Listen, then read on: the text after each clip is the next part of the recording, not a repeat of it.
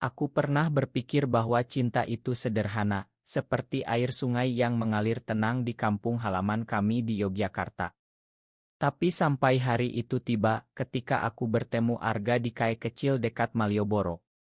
Aku hanya sedang mencari tempat berteduh dari hujan deras yang mengguyur kota itu sore hari. Aku adalah Ra, mahasiswa semester akhir di Universitas Negeri sana. Hidupku biasa saja, penuh dengan kuliah, tugas, dan rahasia yang aku simpan rapat-rapat di hati. Sejak remaja aku tahu bahwa aku berbeda. Aku menyukai lelaki, bukan perempuan seperti teman-temanku yang selalu membicarakan pacar mereka. Di Indonesia ini, terutama di keluarga konservatif seperti keluargaku, itu adalah sesuatu yang tak pernah dibicarakan. Aku takut. Takut ditinggalkan, takut dihakimi. Hujan semakin deras. Aku duduk di sudut kai, memesan kopi hitam panas. Tiba-tiba, seorang lelaki masuk, basah kuyup, tapi senyumnya cerah seperti matahari yang tersembunyi di balik awan. Dia tinggi, kulitnya sawo matang khas Jawa, matanya tajam tapi lembut. "Permisi, boleh duduk di sini?" "Meja lain penuh," katanya sambil menunjuk kursi di depanku. Tentu saja aku mengiyakan. Namanya Arga. Dia bekerja sebagai desainer grafis di perusahaan startup di Jakarta, tapi sering pulang ke Jogja karena keluarganya di sini. Kami ngobrol panjang. Dari hujan ke makanan awrit ke mimpi-mimpi kami. Aku merasa nyaman dengannya, sesuatu yang jarang aku rasakan dengan orang lain. Malam itu kami bertukar nomor. Besoknya dia mengajakku jalan-jalan ke pantai Parangtritis. "Ayo, Ra. Lihat sunset bareng," katanya lewat pesan. Hatiku berdegup kencang. Apakah ini awal dari sesuatu yang lebih? Kami bertemu semakin sering. Arga selalu penuh perhatian. Dia ingat aku suka makan gudeg, selalu membawakan jika pulang dari kantor. Dia mendengarkan ceritaku tentang kuliah, tentang tekanan dari orang tua yang ingin aku cepat lulus dan kerja stabil. Aku mulai jatuh cinta. Cinta yang dalam, yang membuatku berani memegang tangannya saat kami berjalan di keramaian Malioboro malam hari.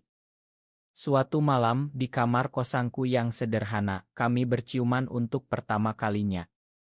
Lembut, penuh rasa. "Aku suka kamu, Ra," bisiknya. Air mataku hampir jatuh. Akhirnya, ada seseorang yang menerimaku apa adanya. Tapi di balik kebahagiaan itu ada rasa takut. Keluargaku sangat religius.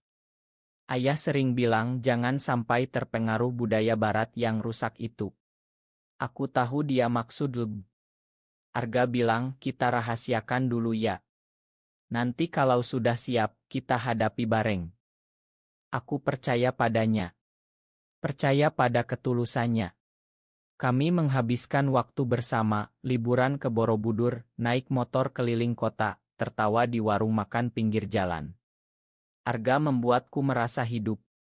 Merasa dicintai. Tapi semakin lama aku mulai notice hal-hal kecil. Arga sering menghilang saat akhir pekan, bilang ada meeting di Jakarta. Tapi kadang pesannya lambat balas. Aku coba abaikan, pikir itu hanya paranoia. Sampai suatu hari, temanku, Dika, mengirim foto. "Ra, ini Arga ya?" Di Instagram temanku. Foto itu menunjukkan Arga berpelukan dengan seorang perempuan cantik di kai Jakarta. Captionnya, "With me Loe." Hatiku hancur. Tapi aku masih berharap itu salah paham. Aku tidak langsung konfrontasi Arga. Aku takut kehilangan dia. Malam itu aku hanya diam saat dia menelepon bilang kangen. "Besok aku ke Jogja lagi ya. Kita ketemu," katanya lembut. Aku setuju. Kami bertemu di taman dekat kampusku. Sunset lagi, seperti pertama kali kami romantis-romantisan. Tapi kali ini hatiku berat.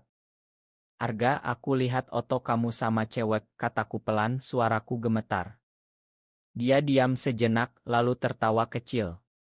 "Ah, itu cuma teman, Ra. Jangan curiga dong. Aku ingin percaya. Sangat ingin. Karena cintaku padanya begitu besar. Kami pulang ke kosanku dan malam itu kami intim lagi meski hanya pelukan dan ciuman.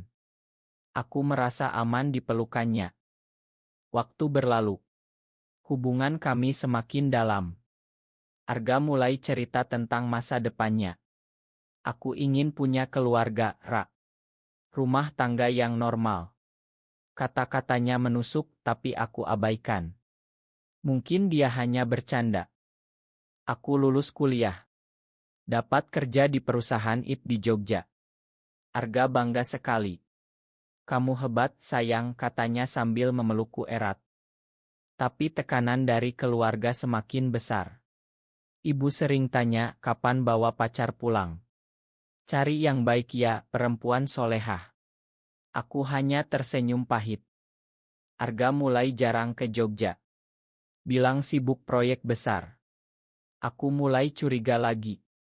Suatu malam aku nekat ke Jakarta pura-pura surprise. Aku datang ke apartemennya yang aku tahu alamatnya. Pintu terbuka dan aku melihatnya. Dengan perempuan yang sama di oto itu. Mereka berciuman di soa. Aku membeku di pintu. Arga terkejut. Ra, ini bukan seperti yang kamu lihat. Perempuan itu namanya Lina, ternyata pacar resminya. Sudah 2 tahun. Aku lari dari sana, air mata mengalir deras. Arga mengejar, tapi aku naik taksi pulang ke Jogja. Pesan-pesannya membanjiri ponselku. Makan aku, Ra. Aku cinta kamu, tapi aku tidak bisa tinggalkan Lina. Keluargaku mengharapkan aku nikah dengannya. Aku sakit sekali. Merasa dibohongi. Tapi anehnya aku masih cinta. Aku balas pesannya, kenapa kamu lakukan ini padaku? Dia cerita panjang. Dia bilang dia bingung dengan orientasinya. Dia suka perempuan tapi dengan aku berbeda. Aku membuatnya merasa bebas, tapi dia takut masyarakat, takut keluarga. Aku pakai kamu untuk eksperimen, Ra. Bukan. Aku tulus. Tapi aku tidak berani. Aku memilih bertahan. Percaya bahwa suatu hari dia akan memilih aku sepenuhnya. Kami masih bertemu diam-diam di hotel, di tempat sepi. Aku tahu ini salah, tapi cinta membuatku buta. Teman-temanku khawatir. Dika bilang, Ra, dia cuma mainin kamu. Kamu pantas lebih baik. Tapi aku keras kepala. Dia akan berubah. Tahun berganti. Aku semakin dalam terjebak. Arga semakin sering di Jakarta bersama Lina. Mereka bertunangan diam-diam. Aku tahu dari media sosial Lina yang tidak priate. Oto cincin, oto mesra. Hatiku remuk redam. Tapi saat Arga ke Jogja, dia selalu bilang, aku lebih bahagia sama kamu, Ra. Aku percaya lagi. Kami habiskan malam bersama, bicara tentang mimpi. Dia janji akan cerai tunangan kalau sudah siap. Konflik semakin besar. Keluargaku curiga aku tidak punya pacar perempuan. Ayah bilang kamu sudah 25, Ra. Cari istri. Aku stres. Minum obat tidur, kerja keras untuk lupa. Suatu hari, Arga bilang dia akan nikah dengan Lina dalam 6 bulan. Ini untuk keluarga, Ra. Tapi kita tetap bisa bareng. Aku marah besar. Aku bukan selingkuhan. Aku bukan Troy yang kamu pamerkan diam-diam. Dia menangis. Ma. Aku pengecut. Aku putuskan hubungan. Blok semua kontak. Sakitnya luar biasa. Aku nangis berhari-hari. Tapi Arga tidak menyerah. Dia datang ke Jogja, ke kosanku. Aku tidak bisa tanpa kamu. Kami balikan lagi. Siklus ini berulang. Aku mulai sadar ini toy. Tapi cinta membuatku bertahan.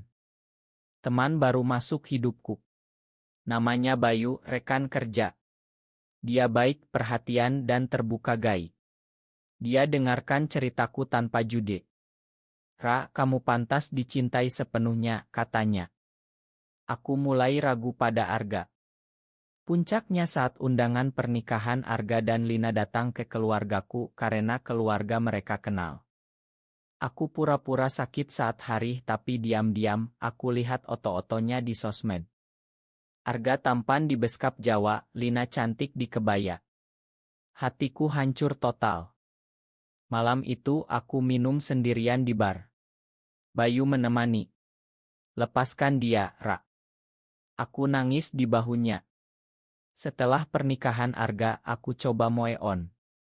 Fokus kerja, olahraga, ketemu teman-teman komunitas di Jogja yang rahasia. Bayu selalu ada. Dia tidak memaksa, hanya mendampingi. Suatu hari, Arga hubungi lagi. Aku menyesal, Ra. Pernikahan ini salah. Dia cerita hidupnya tidak bahagia. Lina curiga dia selingkuh, tapi tidak tahu dengan siapa. Aku ingin kabur sama kamu. Aku hampir tergoda. Tapi aku ingat sakitnya. Tidak, Arga. Kamu sudah pilih jalanmu. Dia marah. Kamu egois. Bukan aku yang egois. Dia yang pakai aku sebagai pelarian dari kebingungannya. Aku blok lagi. Kali ini permanen. Aku mulai dekat dengan Bayu. Kami jalan bareng, nonton, makan. Dia terbuka tentang dirinya, keluarganya yang menerima. Aku suka kamu, Ra. Tapi aku tunggu kamu siap. Perlahan hatiku sembuh. Dengan Bayu aku merasa dihargai sepenuhnya. Kami pacaran resmi meski masih rahasia dari keluarga. Arga coba hubungi lewat teman.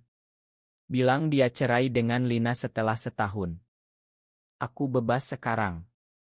Kembali ke kamu. Aku tolak. Terlambat, gak? Aku sudah belajar. Cinta harus tulus, bukan setengah-setengah. Hidupku dengan Bayu indah. Kami liburan ke Bali, pegangan tangan di pantai saat sunset, tanpa takut. Aku cerita pada ibu tentang Bayu sebagai teman dekat. Ibu curiga tapi tidak tanya lebih. Ayah sakit dan itu membuatku sadar hidup singkat. Aku putuskan coming out pada keluarga kecil. Malam itu aku bilang, Bu, yah, aku suka lelaki. Bayu pacarku. Reaksi mereka campur. Ibu nangis, ayah diam, kami butuh waktu, kata ayah. Tapi perlahan mereka terima. Karena lihat aku bahagia. Arga dengar kabar itu. Dia datang lagi, mabuk. Kamu bahagia tanpa aku. Aku tegas. Ya. Karena dia tulus. Arga menangis. Aku sadar aku salah. Aku pakai kamu sebagai Troy untuk buktikan aku normal di mata orang lain, tapi sebenarnya aku juga. Dia akui dia biseksual, tapi takut. Aku minta maaf, Ra. Semoga kamu bahagia. Aku maafkan dia. Bukan untuk dia, tapi untuk diriku sendiri. Sekarang aku dan Bayu tinggal bersama di apartemen kecil di Jogja. Kami bangun bisnis kecil, desain dan IT. Keluargaku menerima Bayu. Bahkan ayah bilang, yang penting kamu bahagia, nak. Aku belajar bahwa cinta sejati tidak perlu sembunyi. Tidak perlu jadi Troy. Pengkhianatan Arga menyakitkan, tapi mengajarkanku nilai diri. Di Indonesia ini masih sulit jadi gay. Masih ada diskriminasi, pandangan miring. Tapi kami bertahan, saling dukung di komunitas. Aku percaya suatu hari masyarakat lebih terbuka. Cinta adalah cinta, tak peduli gender. Sunset di Parangtritis lagi. Aku pegang tangan Bayu. Terima kasih sudah bertahan denganku. Dia tersenyum. Kita saling bertahan. Hidupku sekarang penuh cahaya. Dari luka aku bangkit lebih kuat. Percaya pada ketulusan, aku pernah salah pilih. Tapi sekarang aku tahu mana yang benar.